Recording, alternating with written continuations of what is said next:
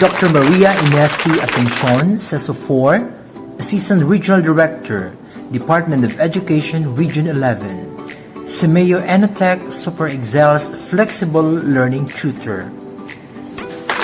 Dr. Rebecca C. Sagot, CESO 6, Assistant Schools Division Superintendent, Division of Davao del Norte.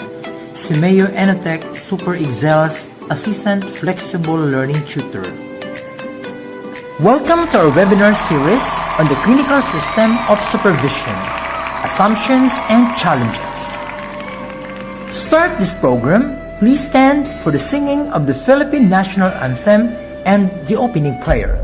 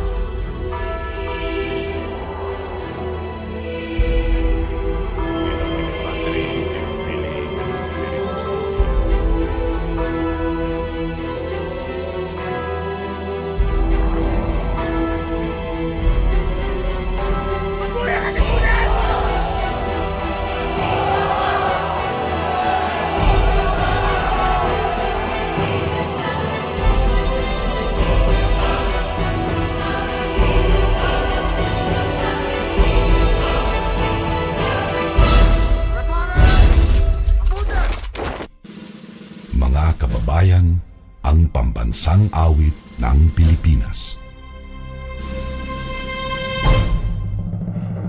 Kayang mag-ibig, helas ng silanganan, alam ng puso, sa titik mo'y buhay. Lupang hinirang, tuyag ka ng magiting, sa manlulupin, di ka pasisingil, sa nagatang tutok sa simoy at sa langit ang pagaw, ay hinatang tulad, awit sa pagkayang minamahal. Ang isang ng matawad ko'y tagumpay na nag-iindig, ang bituin at araw niya kailan pa may di magtitingin. Luman ang araw ng walhati pagsinta, buhay langit sa piling mo. Ang hindi kaya na pagkay mga amin, ang mamatay ng dahil sa'yo.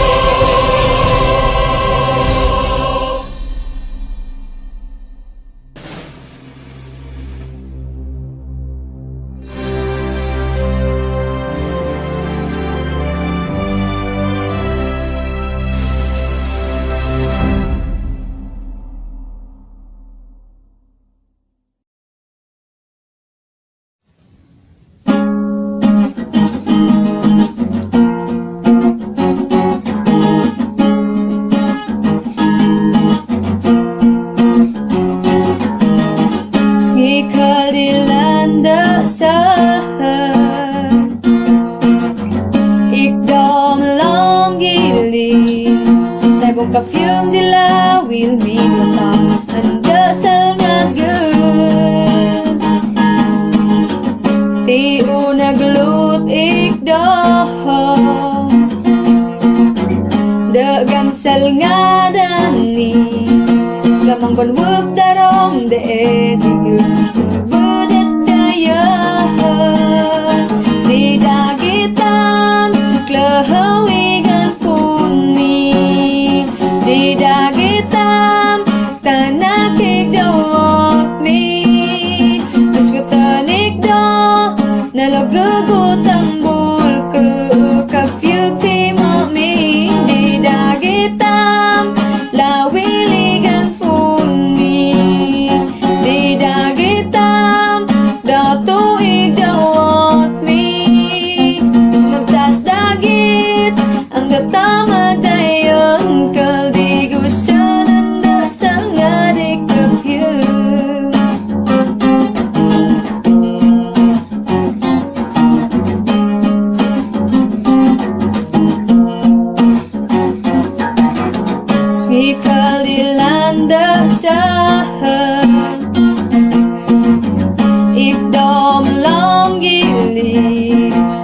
Kafyong dila will be lahat anda salnagod. Ti unaglut ikdohon dagang salngad ani lamang banwuf darong deedigud budadayahan ti dagitam klahawigan puni ti dagitam tanakig dawat mi isutanik do nalogugo tambul kru kafyug ti maming di dagitam lawiligan puni di dagitam dato igdawat mi imagtas dagit ang datamag dayon kaligusan dasal nga dibong dong dilawil milot kuyak imagtas dagit ang data logugang fons dulek dayon nagtandang dagitam logugutam bulik ru kalogugam dawat dut kafyu didagitam didagitam didagitam didagitam didagitam didagitam didagitam ani ilawin didagitam klahawigan fumi didagitam tanakig dawat mi nasutanig do nalogugutam bulku kafyug ti maming didagitam lawiligan fumi didagitam dato igdawat mi imagtas dagit ang datamag dayon kaldigusan ang dasal nga di kafyug ang dasal nga di kafyug ang dasal nga di kafyug datam. In this webinar series, you will learn the basics of a supervision technique that focuses on the involvement of the school head in the improvement of teachers' instructional skills. Join us as we shed light to what clinical supervision is. Stay tuned and watch.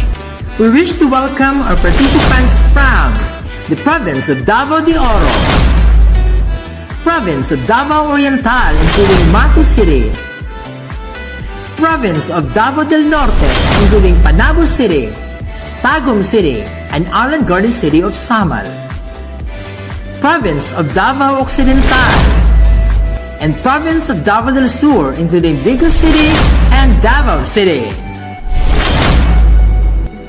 Our competent speakers are Dr. Bernadette M. Custodio for the topic, What is Supervision? Irma Concepcion Manila, what is clinical supervision? Arthur Dick Pagulong, the assumptions behind clinical supervision. Asuncion Infiesto, advantages and disadvantages of clinical supervision. Charlene Kizio Rose, overcoming the disadvantages of clinical supervision. Fasten your seatbelt. Lights, camera, action. Good day, everyone. An important part of a school head's job is to evaluate and supervise teachers in order to enhance their teaching and improve student learning. This is especially true if the teachers do not have enough teaching experience and still have a lot to learn in terms of improving their teaching skills. Generally, once or twice a year, school heads evaluate their teachers to improve teaching performance. These evaluations are done to help achieve the academic goals of the school, which include providing quality instruction. At the end of this webinar, you should be able to do the following. Define instructional supervision and clinical supervision. Describe the reaction of teachers towards clinical supervision and the reason behind this reaction. State the underlying assumptions of clinical supervision. Describe the advantages and disadvantages of clinical supervision. In Governor Nito de Llanos Senior National High School, 3 newly hired teachers are discussing their concerns at work and their upcoming meeting with the school head. For a while, let us watch the video presentation.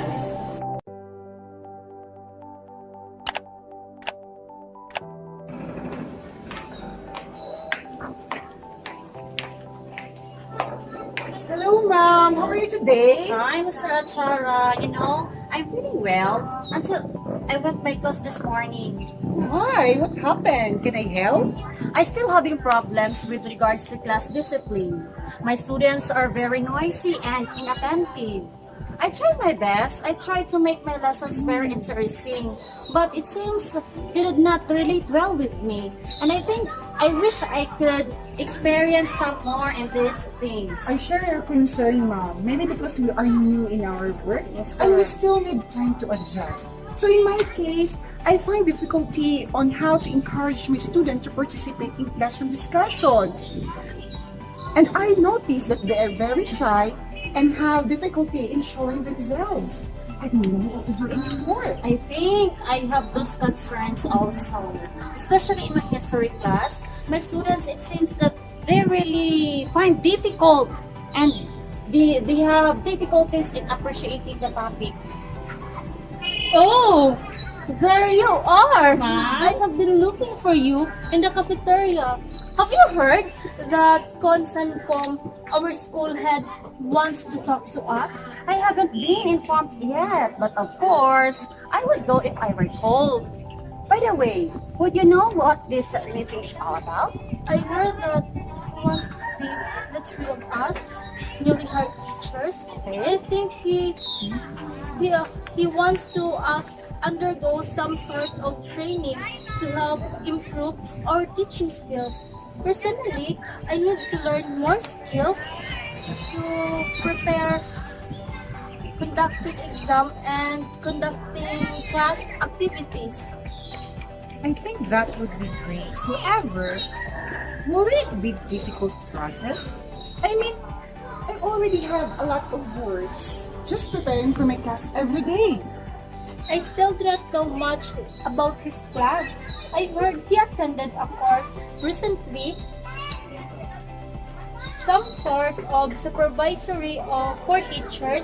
I think he wants us to work with him so he can apply what he learned. I heard that in another school, ma'am. The school head just drops by class every now and then. That would be okay for me. I need mentor's presence, but I will not be comfortable working too much with her or he or him. I don't like working alone either. I think we will all benefit from it because we still need to develop our skills in handling classes. So when is the meeting? He will send us a memo. I think it will be tomorrow after lunch. I suggest we go to his office together. That's a wonderful idea. Yes, I will see you both there tomorrow. Bye. Oh, I hear the school bell ringing, so it's time to go back to our class. Bye. See you. Based from the video presentation, if you're one of these 3 teachers, would you be interested in being supervised by the school head?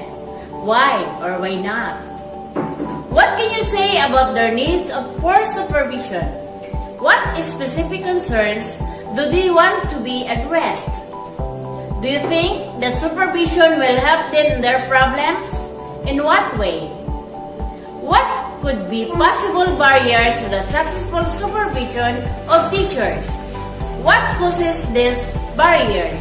While supervision offers hope for the improvement of teachers' competencies, there are possible barriers to its success. These barriers are school heads' inability to supervise all teachers due to the sheer volume of his work. School heads' inadequate knowledge and skill in conducting supervision properly. Teachers' skepticism and antagonism towards supervision. Inappropriate supervisory approach used for teachers. Communication barriers between the school head and the teachers. To respond to all those barriers, supervision will then be a great help to the educators for them to become competent in their job and their profession. Parents today conduct some form of supervision over their children.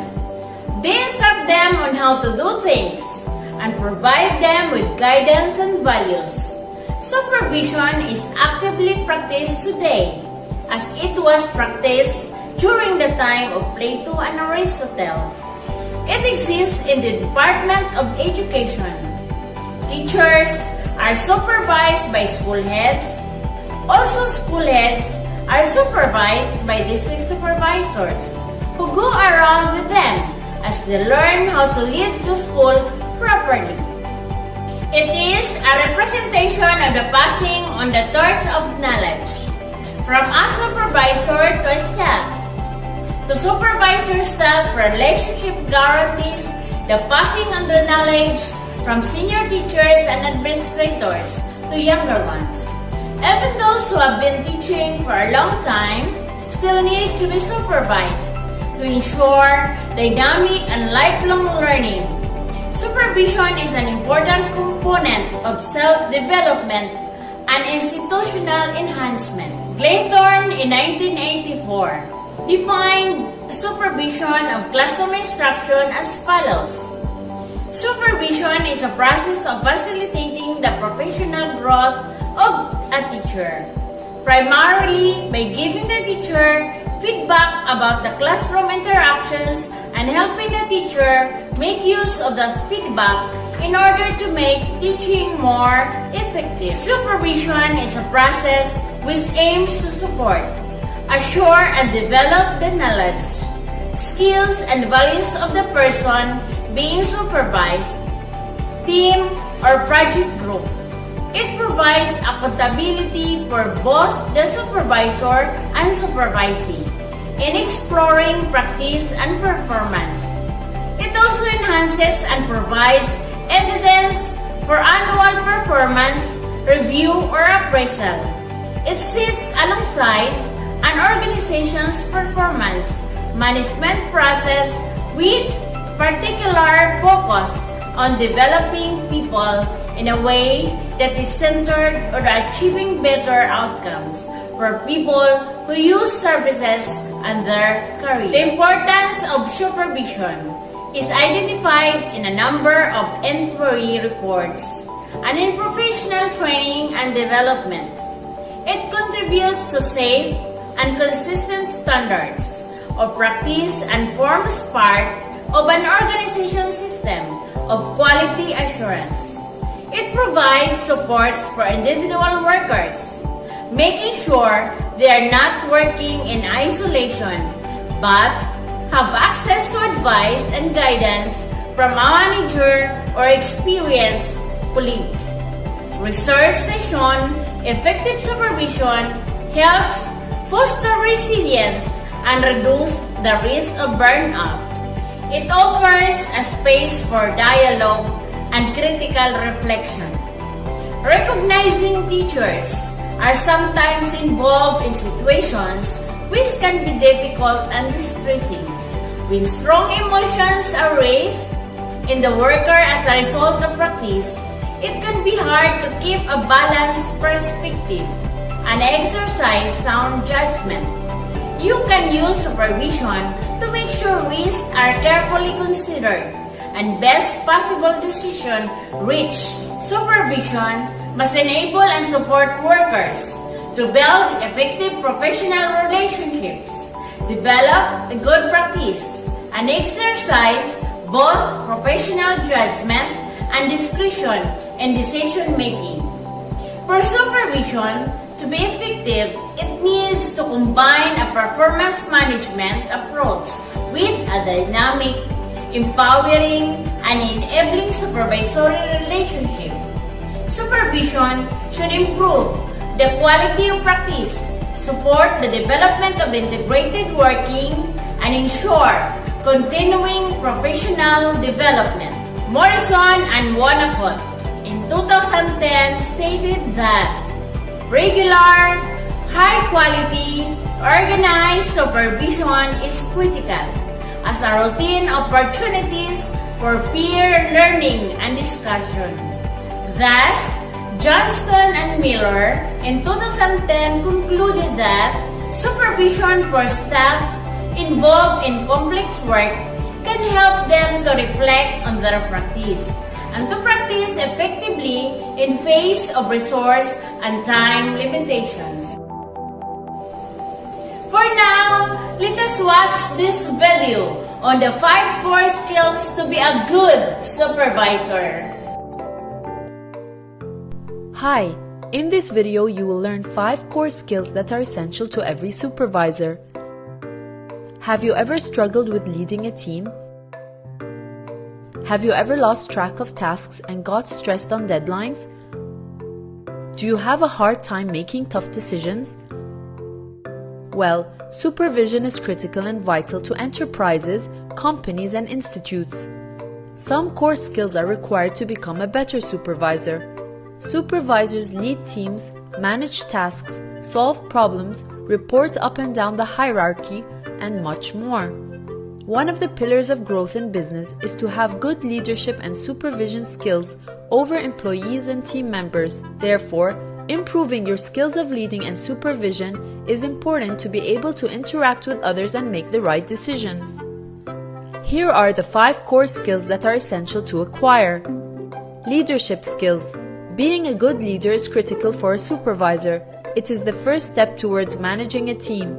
Your team members or employees would rely on their leader for guidance and mentor, which is vital for success. Time management skills.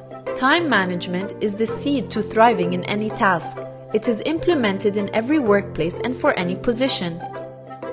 As a supervisor, you should learn how to manage your time as well as scheduling tasks for your employees. Therefore, time planning is critical for the success of any job or project. Technical skills. When an employee asks for your technical help and knowledge, you should be able to deliver as their supervisor. Mentoring and passing on your technical skills is of great importance as a supervisor.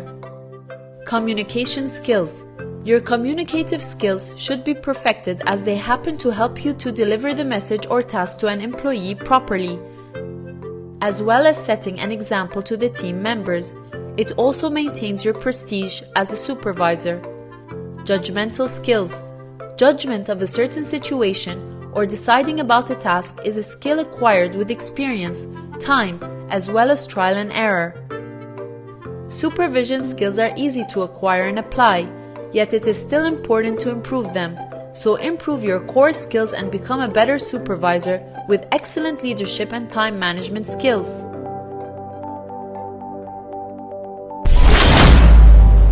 Always remember that the position of a leader is not a position of superiority. It is just an opportunity to lead. Thus, in our Department of Education, a leader must hear his constituents the problems that they have or exist. Remember that the collective effort is a key to success. And above all, he should remember that he owes loyalty to the mandates and legal orders of the department, to the people, and to his colleagues. And for that, alone we can do so little. Together, we can do so much. This is Bernadette Merecido Custodio, a public servant. To God be the glory.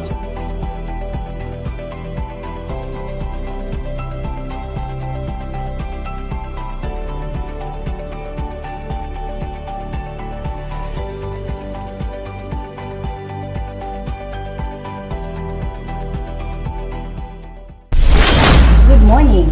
I am tasked to discuss clinical supervision, which Module 12 is all about. Clinical supervision is one of the approaches in instructional supervision, developmental and differentiated supervision being the other two approaches. What is clinical supervision? The word clinical is often associated with the clinics in the medical profession. It is indirectly associated with diseases, treatment, procedures, which may take a long time. It is also associated with a situation in which a subject is not exhibiting a desirable behavior. Sometimes, when teachers hear that they are going to have a clinical supervision with their school heads, what comes into their minds are unpleasant activities that will take place because of the notions that brought about in the medical context. Now, let's find out whether the concepts about clinical supervision are true or not. Morris Coven defines clinical supervision as a process that focuses on the teacher's classroom instruction through observation and collection of records as to what the teacher and the students do in the classroom during the teaching and learning process. What do you think of Coven's definition? What picture is imaged in your mind as to how clinical supervision is carried out? In the supervisory context, the term clinical refers to the place where supervision takes place, and that is in the classroom. By Coven's definition of clinical supervision, we could draw a scene inside a classroom where the teacher is being observed by the school head. It focuses on the point of application of pedagogical and teaching skills inside the classroom. This allows a face-to-face interaction where the actual behavior of the teacher and the students can be observed as they happen, rather than examining them from a distance, or sometimes we school heads have the tendency to observe a class by just passing through the school corridors or through the boards. For example, in the analyzed test results, if we could see that the CPL is very low, sometimes we easily conclude that the teacher did not teach the subjects well and let other teacher replace her in teaching with 2, for instance. That shouldn't be the case. We have to see in our own eyes, observe, and get first-hand information as to how the teacher handles the class. We collect data during the teaching-learning process, and through this data, we could help the teacher in improving her classroom performance.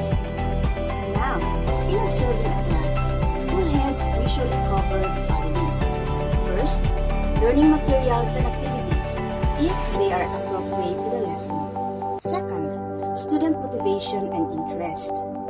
Third, assessment of student learning, if the objective is parallel to the assessment. Fourth, student behavior and also the behavior of the teacher. However, in clinical supervision, it specifies to include only the behavior and the activities that the school head and the teacher agreed to cover in the observation. Clinical supervision usually follows these 5 steps. First, pre-observation. Second, class observation. Third, post-observation analysis and interpretation of data. Fourth, post-observation conference. And the fifth is the post-conference analysis. Now these steps shall be discussed in detail in Lesson 2 of this module. Clinical supervision is a repeated process on lesson planning, class observation, data analysis, and feedback utilization. It can be very appropriate for beginning teachers who are still acquiring the basic teaching learning skills, or for our experienced teachers who are encountering classroom difficulties. So that is what clinical supervision is. It is a shared responsibility between the school head and the teacher. Also, the teacher, being aware of his or her areas of improvement, aims to challenge himself or herself to be a better teacher and eventually improve student learning. So this ends my topic on clinical supervision. This has been Irma Concepcion de Manila, Principal 1, Dadong Elementary School, Tarragona District, Davao Oriental. Good morning, classmates. I am Arthur D.S. Pagulong, School Head of Mercedes Elementary School, Caraga South District, Division of Davao Oriental.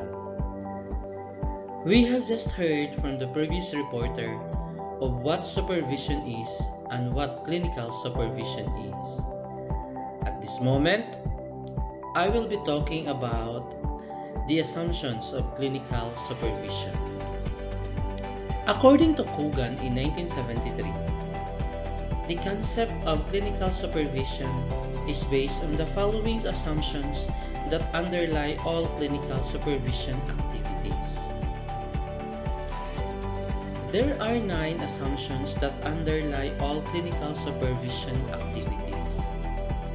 First, teachers are capable of analyzing their own teaching performance and they can provide inputs on ways to improve their teaching.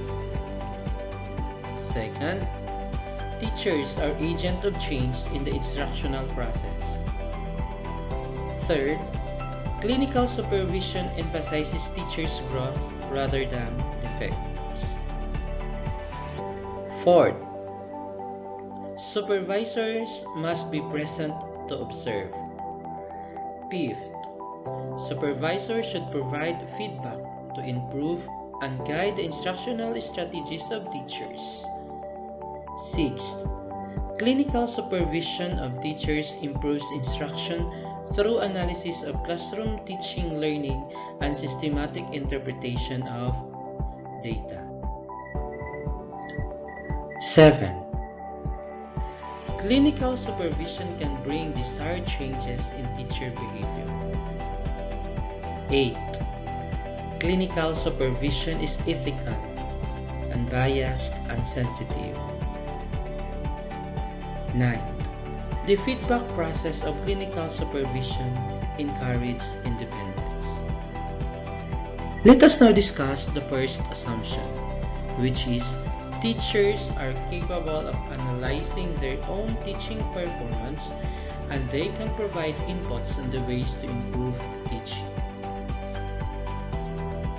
Learning how to improve teaching skills would be easier if teachers were allowed to examine situations, behavior, and practices associated with effective teaching and effective students' learning.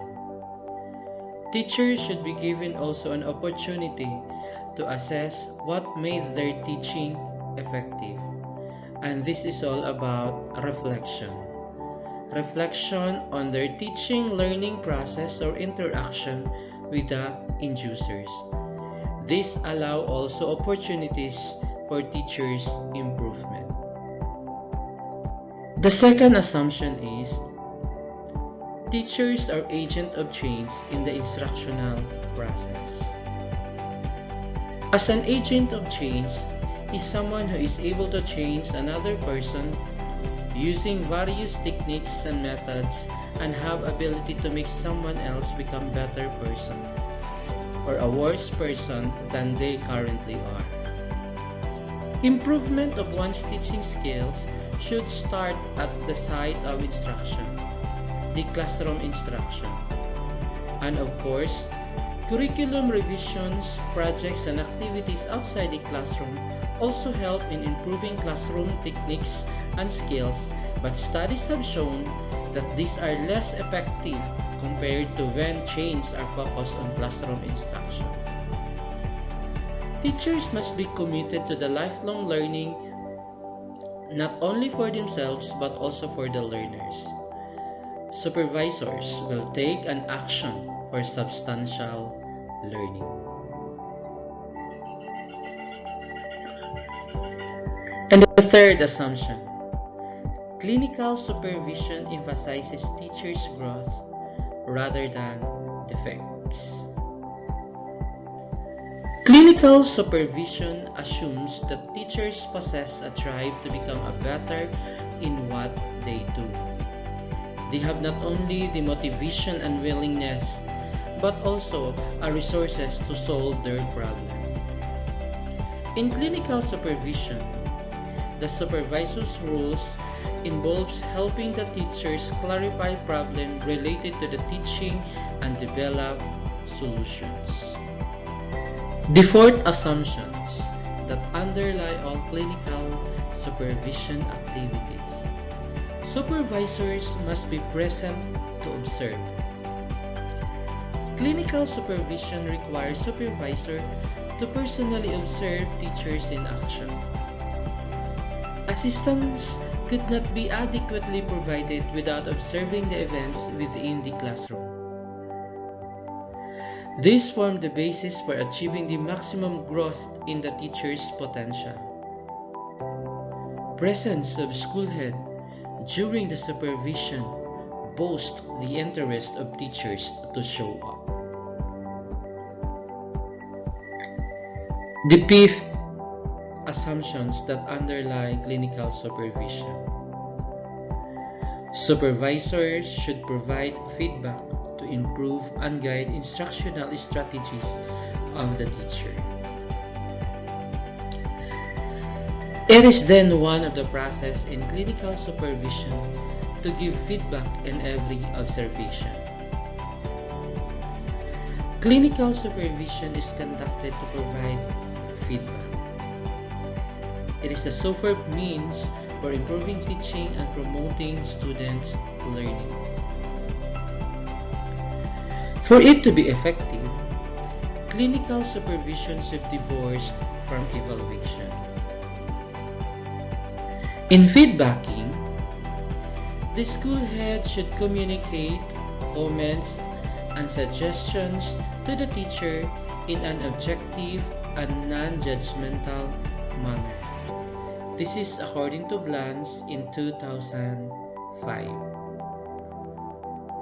The sixth assumptions that underlie all clinical supervision activities is clinical supervision of teachers improves instruction through analysis of classroom teaching, learning, and systematic interpretation of data.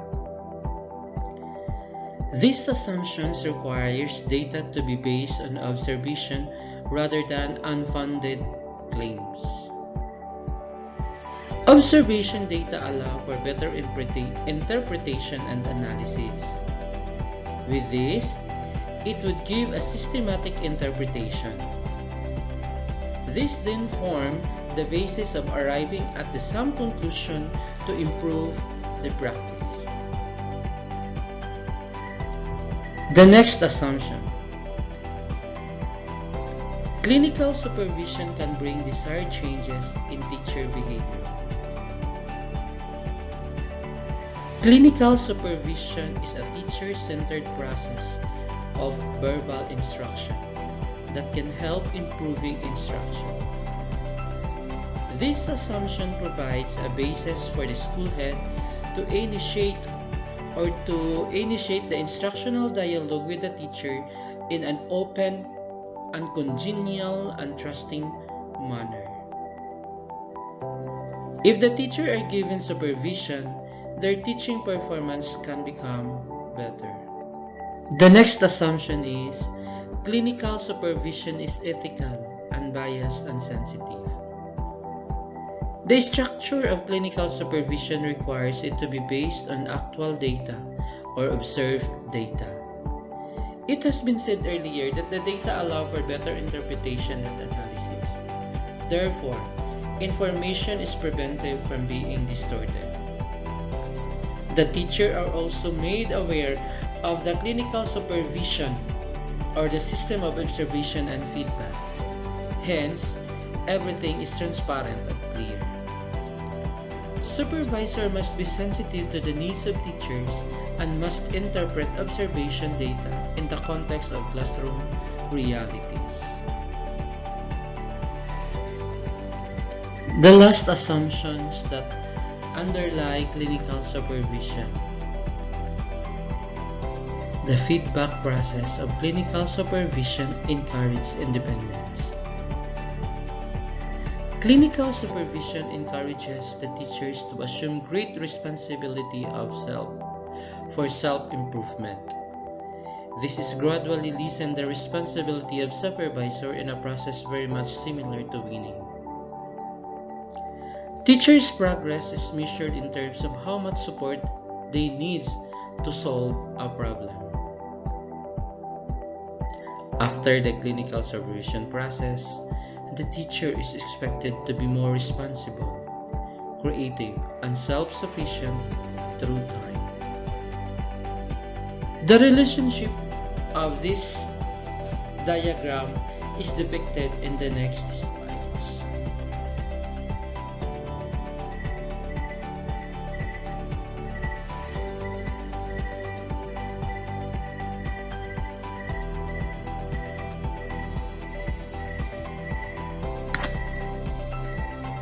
The figure 2 tells us about the supervisors and teachers' level of responsibility in clinical supervision. This simply means that if the supervisor gives much support to the teacher is expected to be more accountable and inspired in doing such work. And likewise,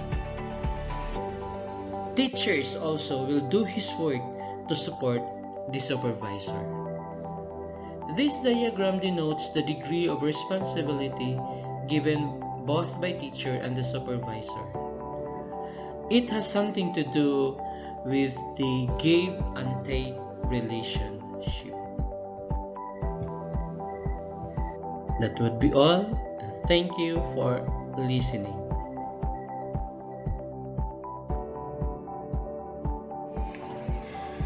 To our Assistant Regional Director, Ma'am Ines Asuncion, our ASDS Ma'am Rebecca Sagot, fellow SuperEXCEL learners, good morning. Clinical supervision is one of the basic approaches that most schools are being practiced. This emphasizes to help and assist teachers to be motivated and drive their utmost potential.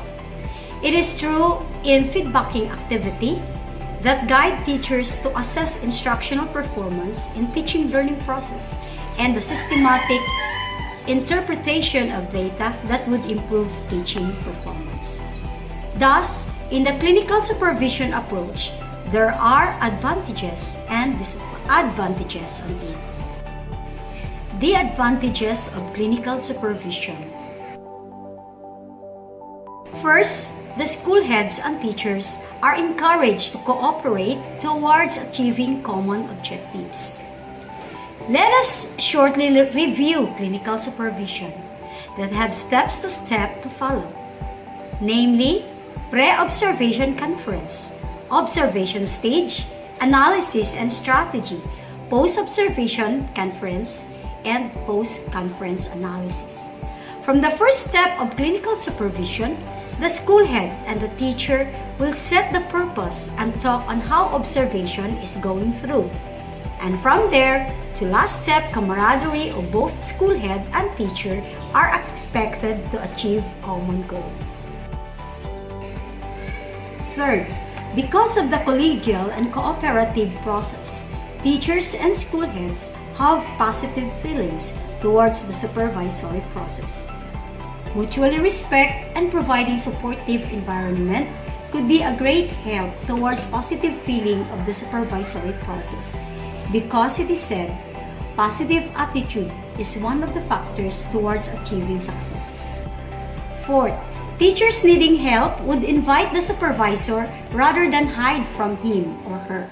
With that great experience, teachers were motivated and once initiate to have class observation, because they know that through it, their confusions will be clarified and guided.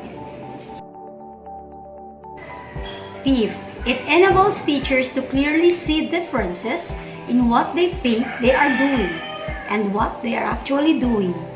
The data gathered from class observation that were analyzed and interpreted help the teacher understand the difference and appreciate accomplishments. Sixth, resulting improvements on instruction are highlighted, and both teacher and supervisor are able to develop new skills and strategies which will be replicated as needed. School heads are not the master of knowledge, but we are too learning from each other. After the commendable results, obviously can be replicated by others whenever applicable. 7. As teacher instruction improves, students will become more motivated, classroom management will improve, and better learning will take place. This eventually achieves the school targets, for it can too improve the results of performance indicators of the school, such as promotion rate, participation rate, survival rate, dropout rate, proficiency level, and others indicated in the improvement of learning outcomes. 8. Improved teacher performance leads to improved chances of promotion for the teacher.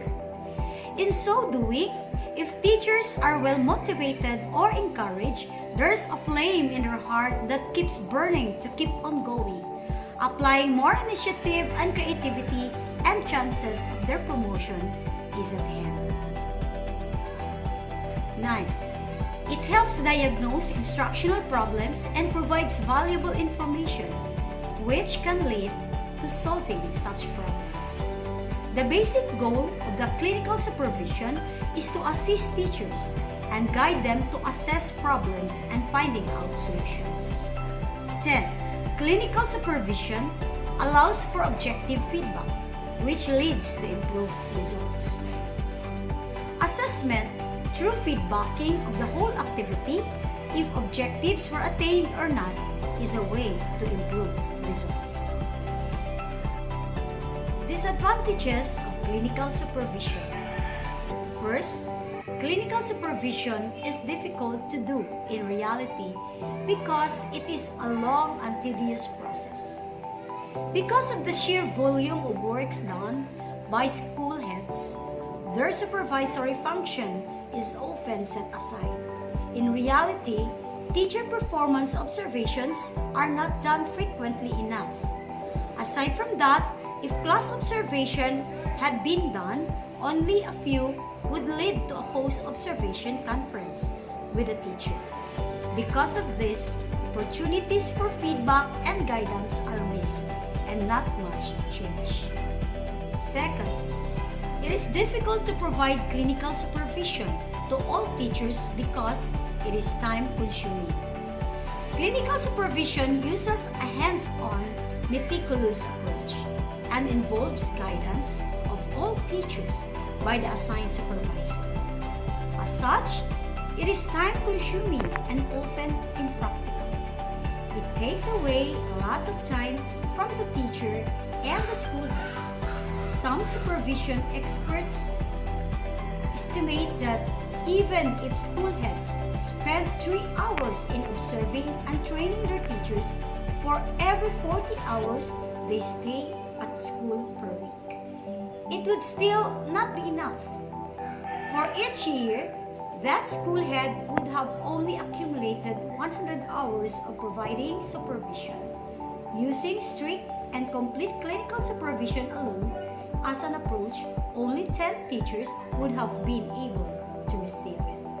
Third, not all teachers need intensive clinical supervision. Clinical supervision is a thorough process that was originally designed for the training of student teachers. Clinical supervision may be suitable for some teachers in certain school contexts, but not for others. That is according to Kwame Fan in 1992. Not all teachers would need that much attention from their supervisor. Many would rather be left alone to pursue their other interests. Aside from this, there has been a claim that there is still no conclusive evidence that clinical supervision improves teaching. Hence, its effectiveness is still questioned by some, according to Blackthorne in 1990. Fourth, teachers have different growth needs and learning styles.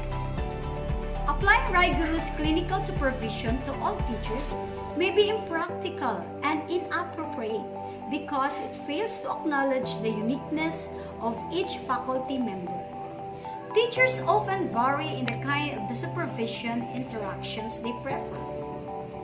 Some would prefer a more formal helping relationship, such as in clinical supervision, while some may want to work with other teachers in a collegial or professional relationship than with the school head.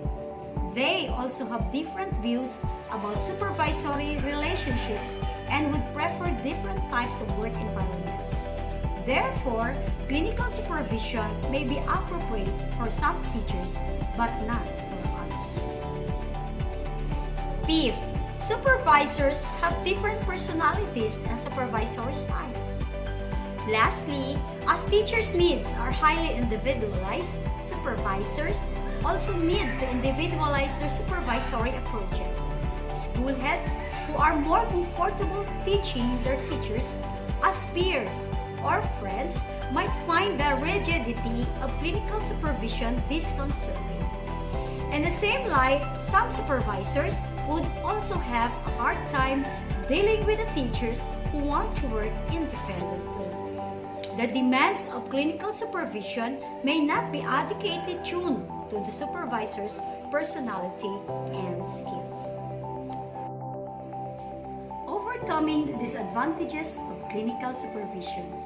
Clinical supervision works to many teachers, especially to teachers that need guidance to improve instruction. Because through this clinical supervision, also build the school-head-teacher relationship, become more open and eventually cooperative in all undertakings. For the school heads, will never give up and continuously find ways on how to win teachers to become effective in providing instruction. The following ideas are offered by Cepeda in 2002 and Robin and Alvey in 2004 as proactive measures to make the most of clinical supervision. First, tap other sources of supervisory assistance. You don't have to be the only one to provide supervision. Share the formal authority to supervise teachers with the assistant, deputy school head, department heads, and subject coordinators. Most elementary schools have master teachers to conduct class observation with teachers. They do monitoring, coaching, and mentoring teachers. Second, train and support teachers who are willing to coach and mentor their colleagues. This is a way of multiplying your effort to provide step-by-step assistance in providing knowledge and skills to new teachers and those who need to improve their competencies. In our schools, teachers who perform efficiently and taking up master's degree are best teachers that could share more knowledge and skills to co-teachers. They are potential in our school to serve as one of the resource persons during snack session. Third, keep a log of observations by various school personnel that you taught, department head, assistant school head, to help you identify patterns and determine the instructional needs of particular teachers. In the situation wherein school head have a lot of school concern, making or plotting class observations plan or supervisory plan is a big help, and setting time to achieve the target would help to go through the whole activity. Fourth, supervise with limited time. This strategy involves using short time segments, some planned, some unplanned, to get out of the office and into classrooms and campus areas to observe. This is called leading and learning by wandering around, or LLBWA. There are many approaches to LLBWA. One of these is the 7-minute classroom snapshot. This might be called informal observation, wherein the school head will just row and simply take note of incidents. In this activity, we can also discover some things that doesn't have in a formal activity as such class observation.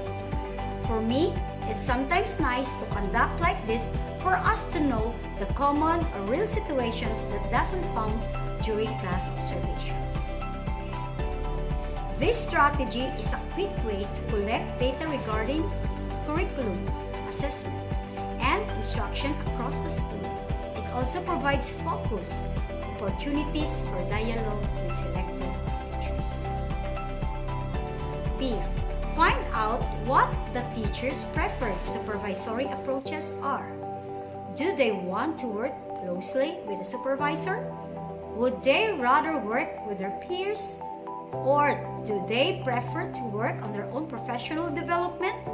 Clinical supervision is most beneficial for teachers who need close supervision from a supervisor. Knowing the level of commitment and abstraction could help the school head log to whose teachers needed clinical supervision and of what supervisory belief or orientation applicable to each teacher. 6. Find out what your preferred supervisory approaches are. If clinical supervision is not your preference, but one or more of your teachers prefer it, then you need to learn more about the supervisory approach in order to appreciate its potential in developing your teachers. According to Nancy Klein, supervision is an opportunity to bring someone back to their own mind, to show them how good they can be. I am Asuncion Infiesto of Doña Solita Dolor Elementary School, Talomo District A, Davao City Division. Thank you, and once again, good morning. Thank you, Ma'am Infiesto, for sharing to us the different advantages and disadvantages of clinical supervision. Good afternoon, Ma'am and Sir. I am Miss Charlene Queiroz. I will be presenting to you this afternoon overcoming the disadvantages of clinical supervision. But before we proceed to our topic, I want you to think about it. Given the cited disadvantages of clinical supervision, why is it still being practiced? The answer is, clinical supervision is widely practiced because it works for many teachers who need the close guidance of a hands-on supervisor. Clinical supervision has helped many teachers to develop their instructional skills.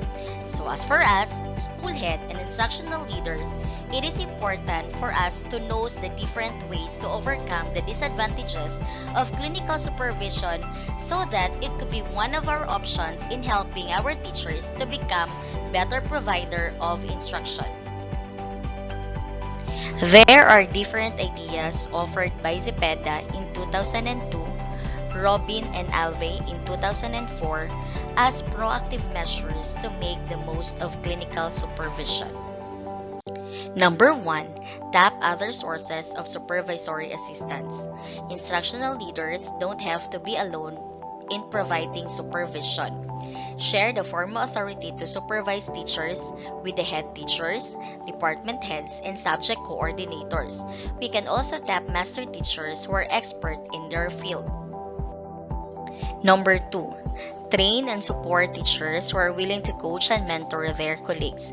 This is a way of multiplying our effort in providing step-by-step assistance in providing knowledge and skills to new teachers and those who need to improve their competencies. We have professional teachers in our field who is both high in level of commitment and level of abstraction. We can tap them to help us in mentoring our new teachers in the field. Number 3, keep a log of observations by various school personnel that you tap. It will help us to identify the patterns and determine the instructional needs of particular teachers. Number 4, supervise with limited time. This strategy involves using short time segments. It could be planned or unplanned. Get out of the office and into the classroom and campus areas to observe. This is what we call leading and learning by wandering around, or LLBWA. There are many approaches to LLBWA. One of these is the 7-minute classroom snapshot. This strategy is a quick way to collect data regarding curriculum, assessment, and instruction across the school. It also provides focus opportunities for dialogue with selected teachers. Number 5, find out what the teacher's preferred supervisory approaches are. Though our teachers want to work closely with our supervisor, or they would rather work with their peers, or they prefer to work on their own professional development. Clinical supervision is most beneficial for teachers who need close supervision from a supervisor. For teachers with other supervisory needs, it will be discussed further as we go on with our module. Find out what your preferred supervisory approaches are. If clinical supervision is not your preference, but one or more of your teachers prefer it, which would most likely be the case, then you need to learn more about this supervisory approach in order to appreciate its potential in developing our teachers. We have different supervisory approach, but clinical supervision should be one of our options because some teachers would prefer using this kind of supervision. That's all for my report. Once again, good afternoon.